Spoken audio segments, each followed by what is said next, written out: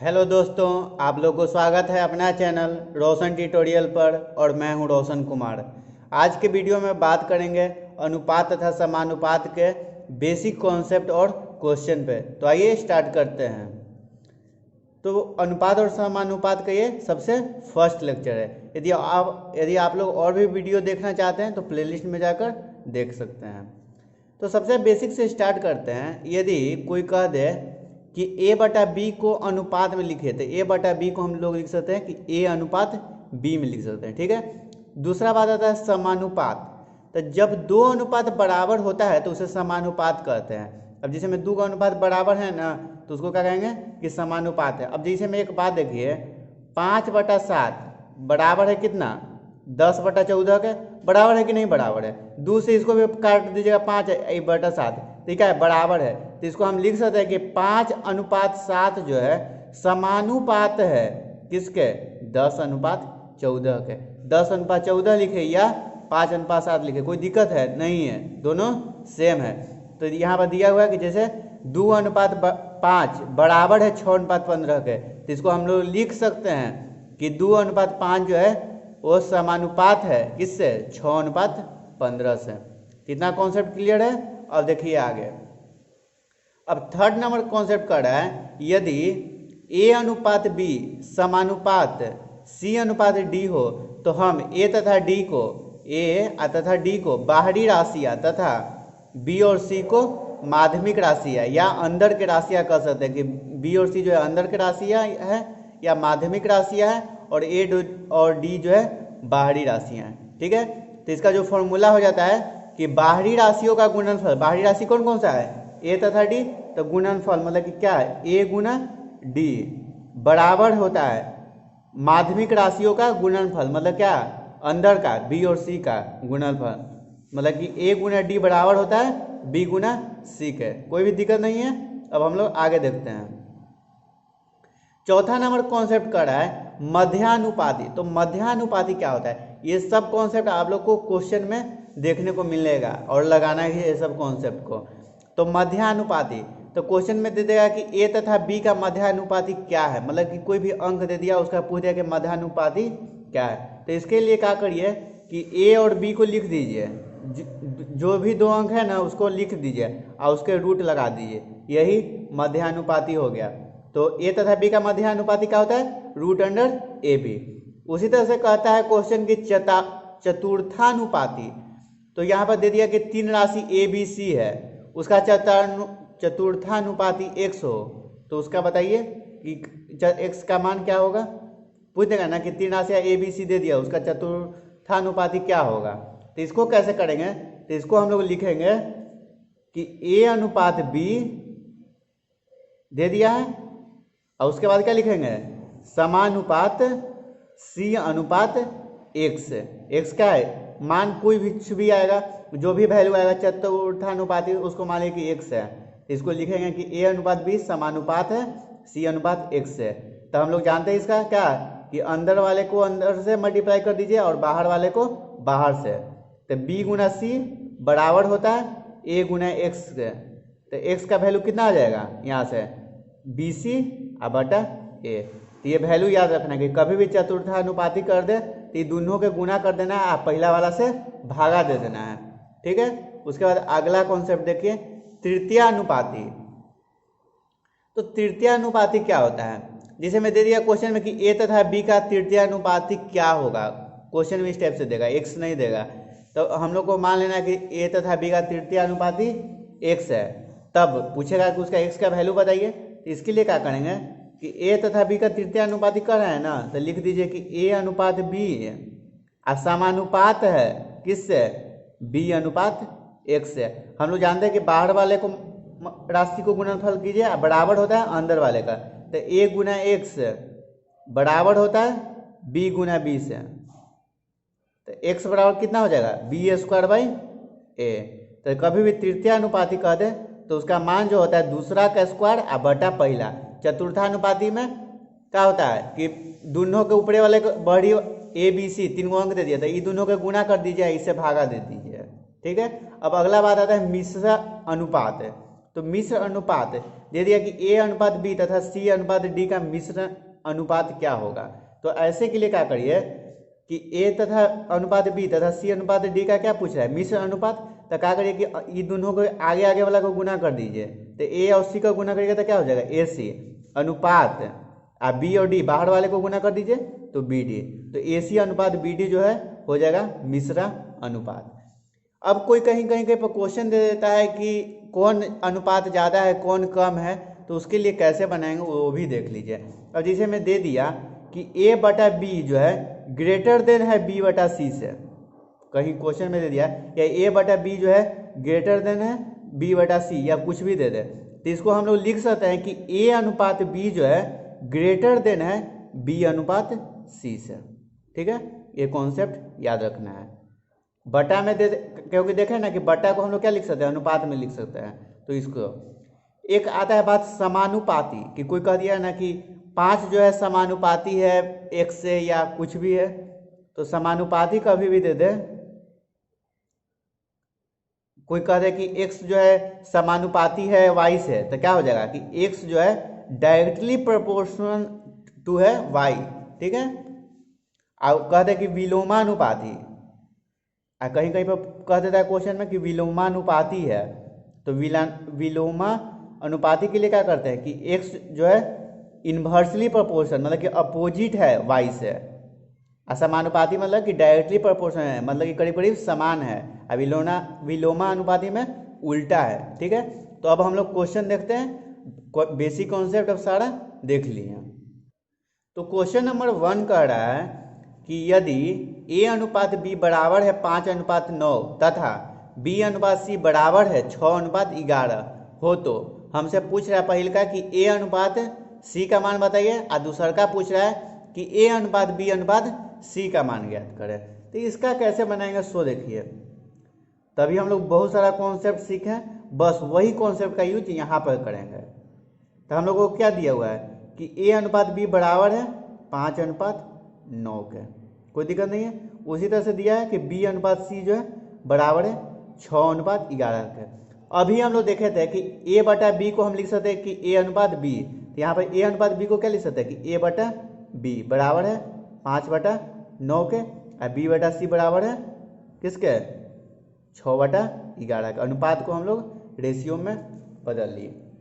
अब ठीक है, हमसे पूछा क्या ए अनुपात सी का मान, ए अनुपात सी मतलब क्या है ए बटा सी, तो ए बटा सी को हम लोग क्या लिख सकते हैं कि ए बटा बी गुना बी बटा सी लिख सकते कि नहीं लिख सकते, ए बटा बी और गुना कर दिए बी बटा सी से, तो क्या होगा बी कट जाएगा, तो ए बटा सी आ गया। अब दोनों का वैल्यू पुट करिए, ए बटा बी का वैल्यू कितना है 5 बटा 9 गुण है बी बटा सी का वैल्यू 6 बटा 11, 3 से ही खत्म हो जाएगा, 3 दूनी के 6 और 3 दिए 9, तो बच गया कितना 5 दूनी के 10 और 3 गुणे 11, तो ए बटा सी का मान जो हो गया 10 बटा 33।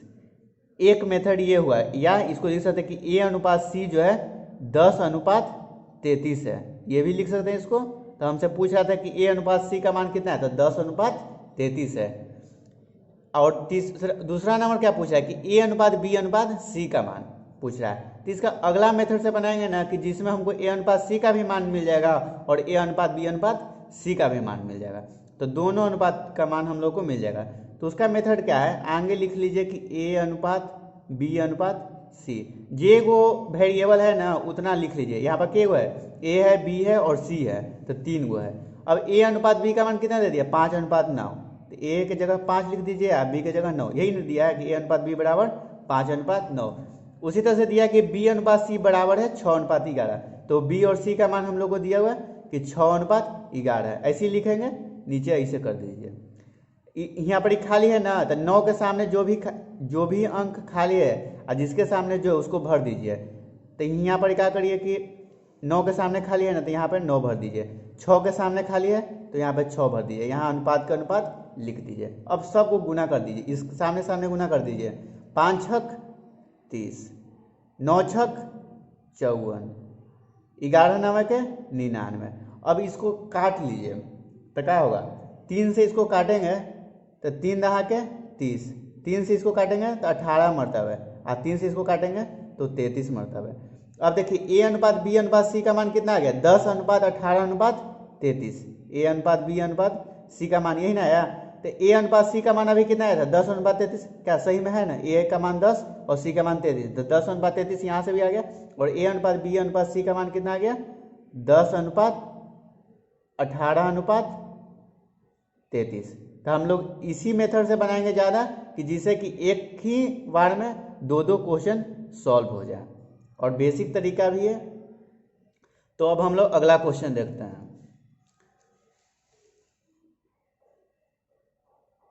तो सेकंड नंबर क्वेश्चन कह रहा है, यदि a अनुपात b बराबर है 5 अनुपात 7 हो तो 3a प्लस 5b अनुपात 5a माइनस 2b का मान ज्ञात करें। हमसे पूछ रहा है कि इसका मान बताइए। तो इसके लिए कैसे बनाएंगे सो भी देख लीजिए।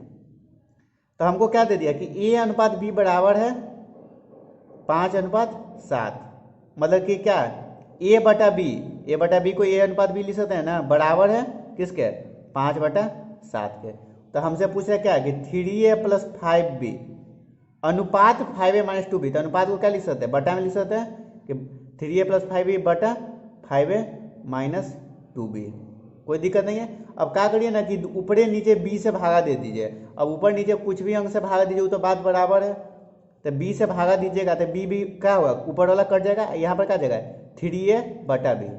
तो यहाँ से हो जाएगा 3a बटा b अब प्लस 5 अब बटा 5, यहाँ भी a है तो यहाँ से भी क्या होगा, b से भागा दीजिएगा तो बटा b हो जाएगा, यहाँ से b खत्म हो जाएगा। तो a बटा b अब माइनस 2।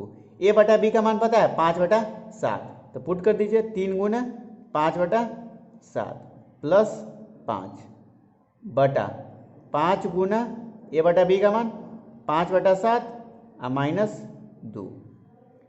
3 पचे 15/7 और प्लस 5 बटा 5 पचे 25/7 और माइनस 2। अब क्या करिए कि एलसीएम ले लीजिए। तो 7 आई, इसका 5 है तो मतलब कि 5/1 आई, 2/1। तो अब यहाँ से यहाँ आइए, तो 7 ऊपर एलसीएम ले लिए, तो 15 के 15 7 एकम 7, यहाँ पर 1 है तो 1 से 7 लाने के लिए क्या करेंगे, नीचे 7 से गुना करेंगे, तो ऊपर हूँ तो 7 से गुना करेंगे, तब 5 7 35 बटा फिर नीचे 7 1 का एलसीएम 7, तो 7 एकम 7 तो 25 एकम 25 माइनस 1 से 7 लाना है तो 1 गुना 7 करेंगे तभी 7 आएगा, तो फिर ऊपर भी 7 से गुना करेंगे तो 2 7 14। यहाँ क्या होगा 7 से 7 कैंसिल हो जाएगा, तो 15 और 35 कितना हो गया 50 अब बटा 25 में से 14 गया तो 11, तो यहाँ पर कितना आ गया 50/11। तो 3a प्लस 5b अनुपात 5a माइनस 2b का मान कितना हो गया 50/11। कोई भी दिक्कत नहीं है। अब हम लोग अगला क्वेश्चन देखते हैं।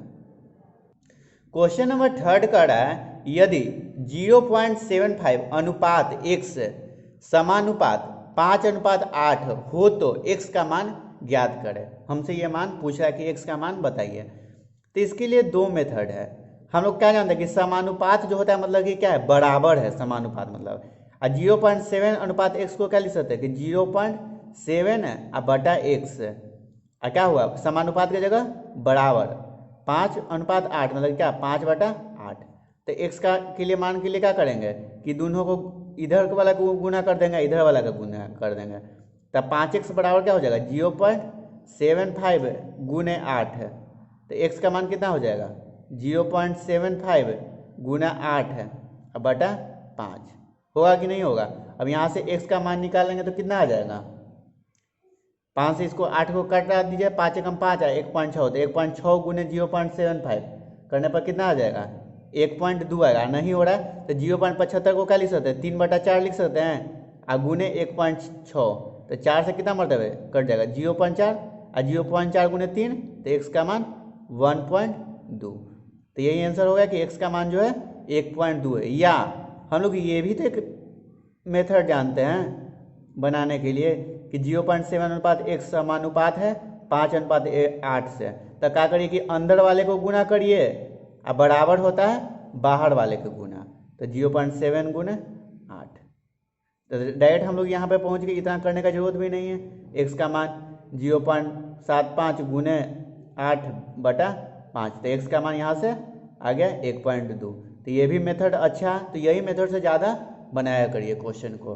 अब हम लोग अगला क्वेश्चन देखते हैं। तो चौथा नंबर क्वेश्चन कर रहा है कि 5, 9, 12 का चतुर्थानुपाती क्या है। चतुर्थानुपाती का फॉर्मूला देखे थे आप लोग, जरूर देखे थे कि चतुर्थानुपाती का फॉर्मूला क्या होता है। तो चतुर्थानुपाती हम लोग को क्वेश्चन में क्या देता था कि जब ए बी सी का चतुर्थानुपाती क्या है, तो क्या कर देते थे कि ए अनुपात बी कर देते थे, समानुपात हो जाता था कितना, किसका, सी अनुपात। यदि मान लिया कि चतुर्थानुपाती जो है एक्स आया, उसका वैल्यू तो एक्स लिख दिए, तो ये किसके बराबर आ जाता था, एक्स का वैल्यू। क्या कहे थे कि ए बी सी का चतुर्थानुपाती कह दे तो क्या कहे थे कि ये दोनों को लास्ट वाले को गुना कर दीजिए, अब भागा दे दीजिए पहला वाला से, तो बी सी बाई ए, या इसको गुना करिए अंदर वाले को, बी सी बराबर होता है बाहर वाले को, तो एक्स, तो एक्स का मान कितना आ गया, बी सी बटा ए। उसी तरह से यहाँ पे नहीं, तो ए बी सी का मान कितना है 5, 9, 12, या इसको लिख लीजिए कि 5:9 है, समानुपात है किससे, 12:1 से। तो बाहर वाले को गुना करिए और अंदर वाले को, तो 12 गुना 9 बराबर है किसके, 5 गुना एक्स के। तो एक्स का मान कितना हो गया, 12 9 के 108 बटा 5, तो 5 से कटा दीजिए, 5 दूनी के 10 और 5 एकम 5, बच गया 3, तो 3 कैरी लेंगे 0, तो 30 हो जाएगा, एक 0 बैठाएंगे ना, तो यहाँ पर क्या लेंगे पॉइंट, तो 5 6 30, तो 21.6। तो एक्स का वैल्यू मतलब कि चतुर्थानुपाती जो है 21.6 है।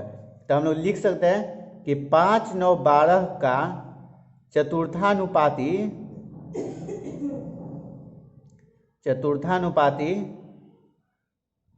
कितना है, 21.6 है। तो क्वेश्चन में कोई भी दिक्कत नहीं है। अब हम लोग अगला क्वेश्चन देखते हैं। क्वेश्चन नंबर 5वां कह रहा है 18-24 का तृतीयानुपाती क्या है। अब तृतीयानुपाती का बात है, तो आप लोग को तृतीयानुपाती के लिए भी सिखाया था कि कैसे तृतीयानुपाती निकालते हैं, तो इसको भी देख लीजिए। वहाँ पर क्या देखे थे कि कोई भी यदि तृतीयानुपाती कह दे तो क्या करिए कि ई वाला के स्क्वायर ए और बी का कह देता था कि तृतीयानुपाती क्या है, तो क्या कहे थे कि तृतीयानुपाती निकालने के लिए मान लिया कि एक्स है तृतीयानुपाती का वैल्यू, इसके लिए क्या करिए कि लास्ट वाले का स्क्वायर कर दीजिए, अब भागा दे दीजिए पहिलका से। और चतुर्थानुपाती के लिए क्या करते थे कि लास्ट दोनों के गुना कर देते थे और पहला वाला से भाग देते थे। या इसको लिख सकते हैं कि 18:24 समानुपात है किससे, 24:1 से। मतलब क्या, बाहर वाले का गुना बराबर होता है अंदर वाले का गुना, तो 18 गुना x बराबर है 24 गुना 24।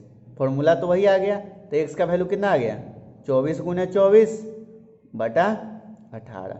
कटा दीजिए 6 चक 24, 6 तिये 18, 3 से 3 8 24, तो 8 चक 32, तो x का मान कितना आ गया 32 आ गया।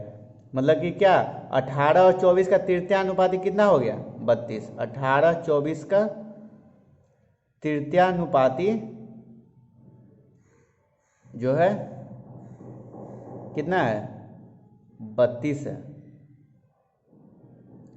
उसी तरह से अब अगला क्वेश्चन कर रहा है कि 6-24 का मध्यानुपाती ज्ञात करें। तो 6-24 का मध्यानुपाती का तो फॉर्मूला आप लोग को याद होगा। उसके लिए क्या करते थे, मध्यानुपाती के लिए कहते कि 6-24 का मध्यानुपाती ज्ञात करते। मध्यानुपाती के लिए कोई कह देता था कि ए और बी का मध्यानुपाती ज्ञात करिए, इसके लिए क्या करते थे कि दोनों को गुना कर देते थे और उसके अंदर रूट चढ़ा देते थे। तो मध्यानुपाती के लिए क्या करेंगे कि रूट अंडर 6 गुना 24, तो 24 छक कितना होता है 4 छक 24 के 4, 2 छक 12, 2 14, 144। 144 किसका स्क्वायर होता है 12 का, तो मध्यानुपाती जो है 12 हो गया। तो 6-24 का मध्यानुपाती 12 है। अब अगला क्वेश्चन देखिए, इस वीडियो का लास्ट क्वेश्चन कह रहा है कि 2:3, 4:7 तथा 5:8 में सबसे बड़ा अनुपात कौन सा है। तो हमसे पूछ रहा है कि सबसे बड़ा इसमें कौन है, तो इसके लिए क्या करेंगे सो देखिए। तो सबसे बड़ा अनुपात तो 2/3 को क्या लिख सकते हैं 2/3 लिख सकते हैं, 4:7 को क्या लिख सकते हैं 4/7 लिख सकते हैं, और 5:8 को क्या लिख सकते हैं 5/8 लिख सकते हैं। तो एक तो मेथड है कि इसको 3/2 करके भागा दे दीजिए और उसको करके, नहीं तो दूसरा सबसे आसान तरीका है एलसीएम। जो डिनोमिनेटर में है, जो हर में है, उसका लसन निकाल लीजिए, एलसीएम।